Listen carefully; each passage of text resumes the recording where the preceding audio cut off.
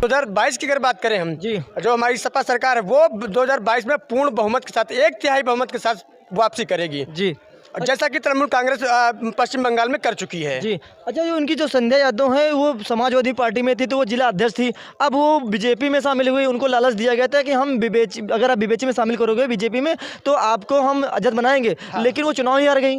चुनाव वो हारी हैं, इसका मतलब यही रहा कि अगर घर से आप टूट के जाएंगे जी। तो कौड़ियों में बिकेंगे, जी। ये बिल्कुल निश्चित है। अगर संध्या यादव ने ऐसी गलती की है उसका खामियाजा भुगत चुकी हैं। अगर अभी भी समय है उनको घर वापसी करनी चाहिए। अगर घर वापसी नहीं करती हैं तो आगे खामियाजा इस चीज़ का उन्हें भुगतना पड़ेगा। क्या इसका असर जो 2022 में चुनाव है, क्या इसका असर पर पड़ सकता है कुछ? 1% का असर नहीं पड़ेगा, 1% का अगर असर पड़ता तो ये पश्चिम बंगाल के चुनाव में नजर आता। जी। बिल्कुल निश्चित, क्योंकि वहाँ की जो जनता है पूरा 1/3 बहुमत के साथ ममता दीदी के साथ गई जी। और वहाँ के मुख्यमंत्री ने फिर उनको एक बार चुना।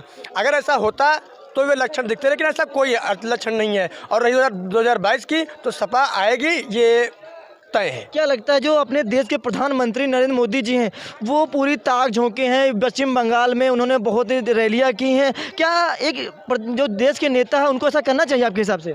पहली चीज़ तो अमित शाह जी ने कहा था कि हम अगर 200 सीटें 200 सीटों से ज़्यादा हम लेके आएंगे पश्चिम बंगाल में। अगर ऐसा नहीं हुआ तो हम इस्तीफा देंगे। पहली चीज़ तो हम आम पब्लिक की तरफ से, मैं अपनी तरफ से अमित शाह का इस्तीफा मांग रहा हूँ जी। एज ए गृह मंत्री पद से वो इस्तीफा दें। दूसरी चीज़, प्रधानमंत्री नरेंद्र मोदी से एक चीज़ ये कहना चाहता हूँ, जो कोरोना का ये स्टेप इस्तेमाल किया गया है ये गलत है।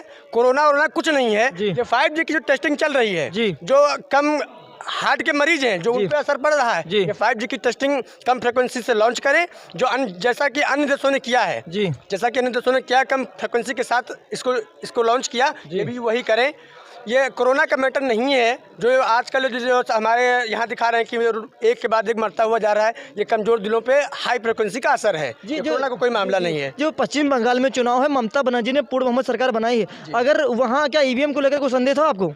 ईवीएम को लेकर संदेह था, खेलबाजी हुई, लेकिन वहाँ की जो आम पब्लिक थी हर अपने एग्जिट पोल से मतलब पोल पर उन्होंने सतर्कता बरती, जिसकी वजह से उनको ये ताक झाक करने का मौका है, ईवीएम चोरी या फिर ईवीएम हैकिंग इससे सब करने का चांस नहीं मिला। उसके परिणाम ये हैं और ऐसे ही परिणाम हमारी यूपी सरकार को भुगतने पड़ेंगे। यहाँ भी अगर यूपी सरकार की बात करें तो आने वाले समय में सपा पूर्ण बहुमत के साथ वापसी करेगी। क्या लगता है कि मतलब 2022 में जो उत्तर प्रदेश में सरकार बनने वाली है, जो चुनाव होने वाले हैं, क्या उसमें ईवीएम को लेकर कोई संदेह आपको हो सकता है? ईवीएम को संदेह है, जैसा ममता दीदी ने किया है पश्चिम बंगाल में, ठीक वैसा ही काम यहाँ पर भी किया जाएगा। क्या अखिलेश यादव इतना खरा उतर सकते हैं? बिल्कुल खरा उतरेंगे, उतरना पड़ेगा उनको, क्योंकि उनके साथ युवा वर्ग है। युवा वर्ग को जैसे वो बताएंगे वैसे वो चलेंगे और उनको चलना ही है, क्योंकि युवा जो झांसा दिया गया युवा को वो गलत दिया गया। ये क्या आपको लगता है चाचा शिवपाल सिंह यादव क्या उनको पार्टी में आना चाहिए आपके हिसाब से? बिल्कुल आना चाहिए और वो आएंगे, वो आना चाहिए और आएंगे। अगर आते हैं तो उनका पूर्ण इज्जत के साथ स्वागत होगा। तो उन्होंने अपनी पार्टी नहीं बना ली है? पार्टी नहीं बना ली है, वो अलग चीज़ है, उन्होंने बनाया है, लेकिन उसको बनाने में और उनको विलय करने में कितना समय लगता है ये आप भी जानते हैं। जी।